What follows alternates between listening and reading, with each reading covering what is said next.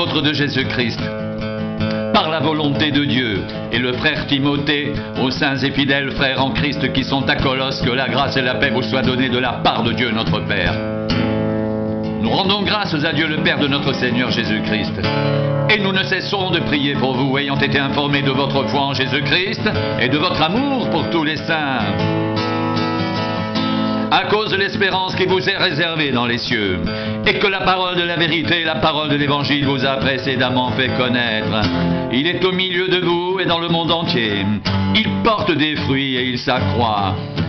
Comme c'est aussi le cas parmi vous depuis le jour où vous avez entendu et connu la grâce de Dieu, conformément à la vérité d'après les instructions que vous avez reçues d'Épaphras, notre bien-aimé compagnon de service. Il est pour vous un fidèle ministre de Christ, et il nous a appris de quel amour l'Esprit vous anime. C'est pour cela que nous aussi, depuis le jour où nous en avons été informés, nous ne cessons de prier Dieu pour vous. Nous demandons que vous soyez remplis de la connaissance de sa volonté en toute sagesse et intelligence spirituelle pour marcher d'une manière digne du Seigneur et lui être entièrement agréable, portant des fruits en toutes sortes de bonnes œuvres et croissant par la connaissance de Dieu, fortifié à tous égards par sa puissance glorieuse, en sorte que vous soyez toujours et avec joie persévérants et patients. Rendez grâce au Père qui vous a rendu capable d'avoir part à l'héritage des saints dans la lumière. Il nous a délivrés de la puissance des ténèbres et nous a transportés dans le royaume de son Fils bien-aimé, en qui nous avons la rédemption, le pardon des péchés.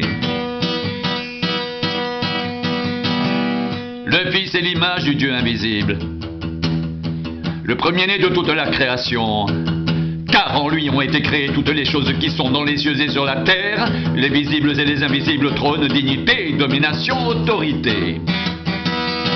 Tout a été créé par lui et pour lui. Il est avant toute chose, et toute chose subsiste en lui. Il est la tête du corps de l'Église. Il est le commencement, le premier-né d'entre les morts, afin d'être en tout le premier. Car Dieu a voulu faire habiter toute plénitude en lui. Il a voulu par lui tout réconcilier avec lui-même, tant ce qui est sur la terre que ce qui est dans les cieux, en faisant la paix par lui, par le sang de la croix. Et vous qui étiez autrefois étrangers et ennemis par vos pensées et par vos mauvaises œuvres, il vous a maintenant réconciliés par sa mort dans le corps de sa chair, pour vous faire paraître devant lui, saint, sans défaut et sans reproche, si du moins vous demeurez fondés et inébranlables dans la foi, sans vous détourner de l'espérance de l'Évangile que vous avez entendu, qui a été prêché à toute créature sous le ciel, et dont moi, Paul, j'ai été fait ministre.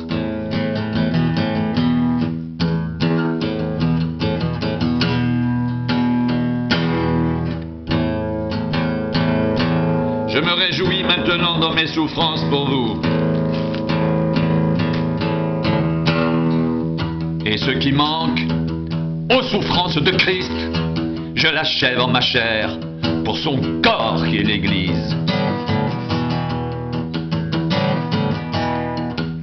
C'est d'elle que j'ai été fait ministre, selon la charge que Dieu m'a donnée auprès de vous, afin que j'annonce pleinement la parole de Dieu, le mystère caché de tout temps et dans tous les âges, mais révélé maintenant à ses saints.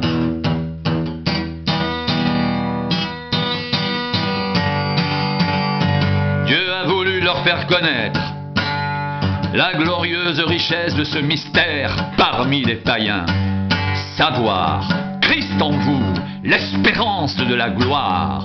C'est lui que nous annonçons, exhortant tout homme et instruisant tout homme en toute sagesse, afin de présenter à Dieu tout homme devenu parfait en Christ. C'est à quoi je travaille en combattant avec sa force, qui agit puissamment en moi.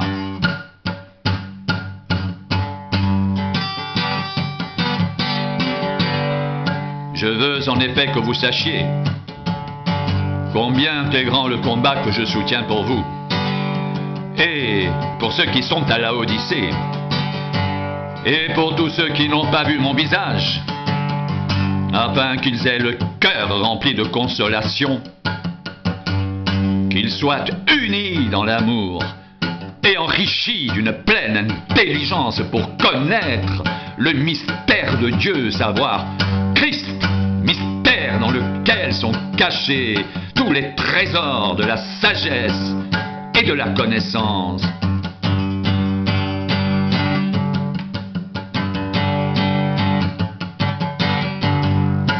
Je dis cela afin que personne ne vous trompe par des discours séduisants.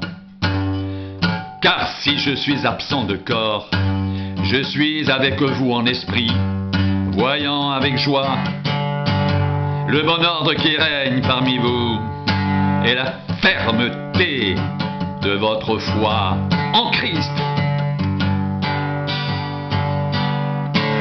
Ainsi donc, comme vous avez reçu le Seigneur Jésus-Christ, marchez en lui, étant enracinés, fondés en lui, et affermis par la foi, d'après les instructions qui vous ont été données, et abondez en actions de grâce.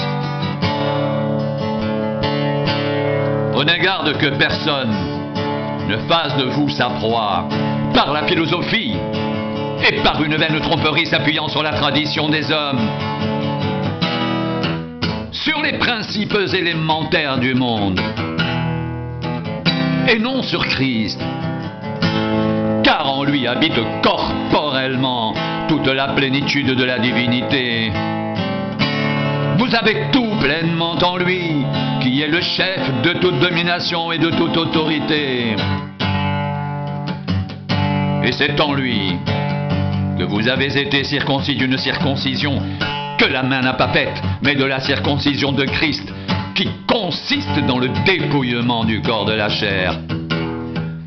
Ayant été ensevelis avec lui par le baptême, vous êtes aussi ressuscités en lui et avec lui, par la foi en la puissance de Dieu qui l'a ressuscité des morts.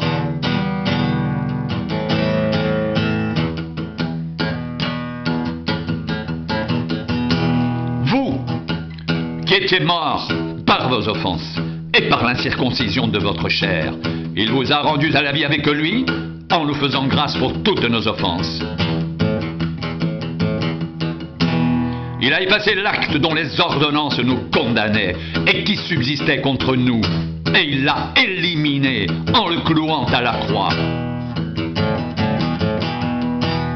Et il a dépouillé les dominations et les autorités et les a livrées publiquement en spectacle en triomphant d'elles par la croix. Que personne donc ne vous juge au sujet du manger ou du boire, au sujet d'une fête, d'une nouvelle lune ou des sabbats.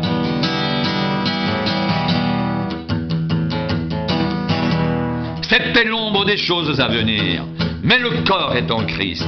Que personne sous une apparence d'humilité et par un culte des anges ne vous ravisse à son gré le prix de la course, tandis qu'il s'abandonne à ses visions.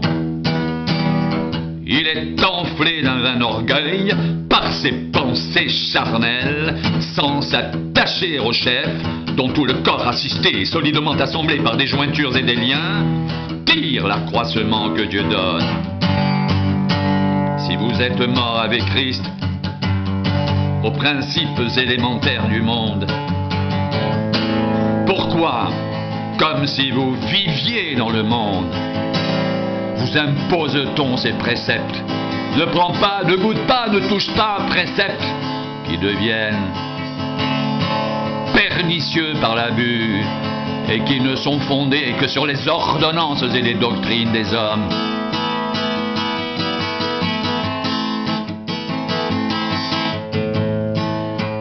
Ils ont en vérité une apparence de sagesse en ce qu'ils indiquent un culte volontaire de l'humilité et le mépris du corps. Mais cela est sans valeur réelle et ne sert qu'à satisfaire la chair.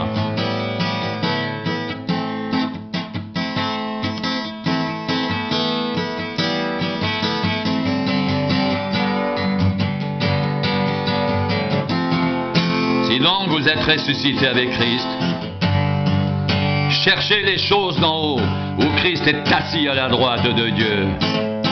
Attachez-vous aux choses d'en haut, et non à celles qui sont sur la terre, car vous êtes morts et votre vie est cachée avec Christ en Dieu. Quand Christ, votre vie, paraîtra, alors vous paraîtrez aussi avec lui dans la gloire. Faites donc mourir ce qui dans vos membres est terrestre. La débauche, l'impureté, les passions, les mauvais désirs et la cupidité qui est une idolâtrie, c'est à cause de ces choses que la colère de Dieu vient sur les fils de la rébellion. C'est ainsi que vous marchiez autrefois, lorsque vous viviez dans ces péchés.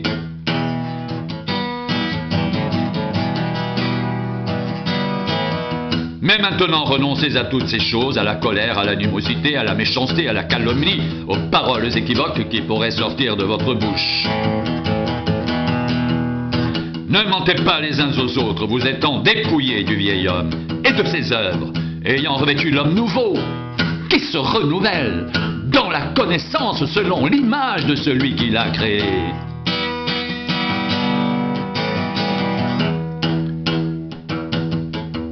Il n'y a ici ni grec ni juif, ni circoncis ni incirconcis, ni barbare ni scythe, ni esclave ni libre, mais Christ est tout et en tous. Ainsi donc, comme des élus de Dieu, saints et bien-aimés, revêtez-vous de sentiments de compassion, de bonté, d'humilité, de douceur, de patience. Supportez-vous les uns les autres. Et s'il a un sujet de se plaindre de l'autre, pardonnez-vous réciproquement, de même que Christ vous a pardonné, pardonnez-vous aussi.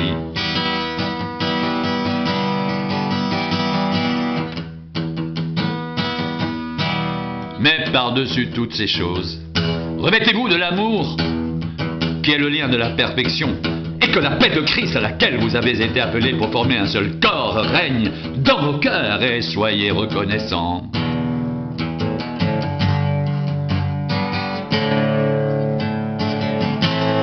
Que la parole de Christ demeure en vous, dans toute sa richesse.